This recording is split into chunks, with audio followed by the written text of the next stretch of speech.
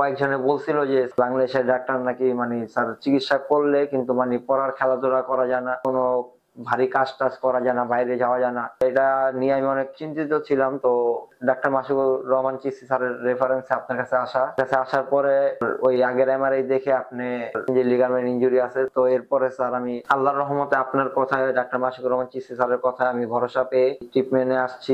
আমার সার্জারির পরে আলহামদুলিল্লাহ স্যার এখন 1.5 মাস হইলো আমি স্যার হাঁটা চলা সবকিছু করতে পারি, আমার পা ভ্যান পুরা হয়। মানুষ বলে যে এগুলা নিয়ে নাকি ভারী কাজ করা যায় না, কিন্তু আমার মনে হয় না যে যেটা ধারণা করো এটা ঠিক। বাংলাদেশে এরকম অনেক সার্জন আছে স্যার যারা ভালো, মানে বের করতে হয়। যেমন আমি আপনার কাছে আসার পরে, আপনার সার্জারির পরে বুঝতে পারছি যে আপনি স্যার অনেক ভালো মানের একজন সার্জন। আর স্যার চিকিৎসাটা অনেক ব্যয়বহুল একটা চিকিৎসা, কিন্তু স্যার টাকা অনেকের নাই, মধ্যবিত্তের ঘরের ছেলে।